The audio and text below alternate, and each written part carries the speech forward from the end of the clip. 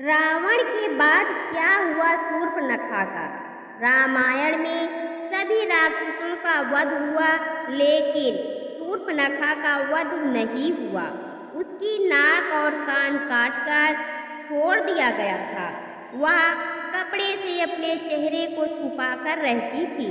रावण के मर जाने के बाद वह अपने पति के पास शुक्राचार्य के पास चली गई और जंगल में उनके आश्रम में रहने लगी। राक्षसों का वंश खत्म ना हो, इसलिए शुक्राचार्य ने शिव की आराधना की। शिव ने अपना स्वरूप शिवलिंग शुक्राचार्य को देकर कहा कि जिस दिन कोई वैष्णव इस पर गंगा जल चढ़ा देगा, उस दिन राक्षसों का नाश हो जाएगा। उस आत्मलिंग को शुक्राचार्य ने वैष्णव मतलब हिंदुओं से दूर रेगिस्तान में स्थापित किया, जो आज अरब में मक्का मदीना में है। शूर्पणखा जो उस समय चेहरा ढककर रहती थी, उस परंपरा को उसके बच्चों ने पूरी तरह से निभाया। आज भी मुस्लिम औरतें चेहरा ढके रहती हैं। शूर्पणखा के वंशज आज मुसलमान कहलाते हैं, क्योंकि शुक्राचार्य ने इनको जीवन दान दिया।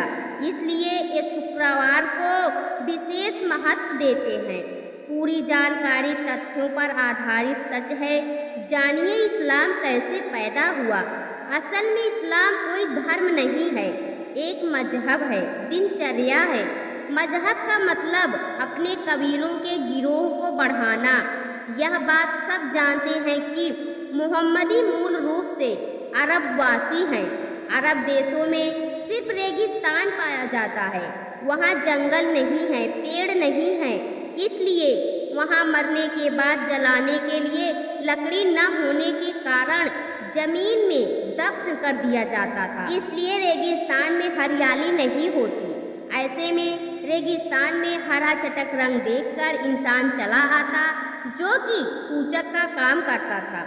अरब देशों में लोग रेगिस्तान में तेज धूप में सफ़र करते थे, इसलिए वहाँ के लोग सिर को ढकने के लिए टोपी पहनते थे, जिससे बीमार ना पड़े। अब रेगिस्तान में न खेत थे न फल, तो खाने के लिए वहाँ अनाज नहीं होता था। इसलिए वहाँ के लोग जानवरों को काट कर खाते थे और अपनी भूख मिटाने के लिए इसे कुर्बानी का नाम दिया गया। रेगिस्तान में पानी की बहुत कमी रहती थी, इसलिए लिंग साफ करने में पानी बर्बाद न हो जाए, इसलिए लोग खतना कराते थे। सब लोग एक ही कबीले के खाना बदोश होते थे, इसलिए आपस में भाई बहन ही निकाह कर लेते थे। रेगिस्तान में मूर्ति बनाने को मिट्टी नहीं मिलती थी, इसलिए मूर्ति पूजा नहीं करते थे। खाना बदोश जीवन होने से एक जगह से दूसरी जगह जाना पड़ता था, इसलिए कम बर्तन रखते थे और एक थाली में 5 लोग खाते थे। कबीले की अधिक से अधिक संख्या बढ़े, इसलिए हर एक को 4 बीवी रखने की इजाज़त दी। इस्लाम कोई धर्म नहीं, मात्र एक कबीला है और इसके नियम असल में इनकी दिनचर्या है। इस्लाम की अजमेर के सच्चाई ख्वाजा मुइनुद्दीन चिश्ती को 90 लाख हिंदुओं को इस्लाम में लाने का गौरव प्राप्त है।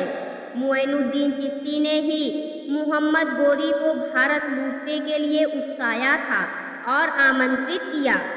अजमेर दरगाह वाले ख्वाजा मुइनुद्दीन चिश्ती ने किस तरह इस्लाम कबूल न करने पर पृथ्वीराज चौहान की पत्नी संयोगिता को मुस्लिम सैनिकों के बीच दुराचार करने के बाद निर्वस्त्र करके फेंक दिया गया था, और फिर पृथ्वीराज चौहान की वीर पुत्रियों ने आत्मघाती बनकर मुइनुद्दीन चिश्ती को 72 हूरों के पास भेजा था। दोस्तों, आपको यह कहानी कैसी लगी कमेंट बॉक्स में ज़रूर बताएं।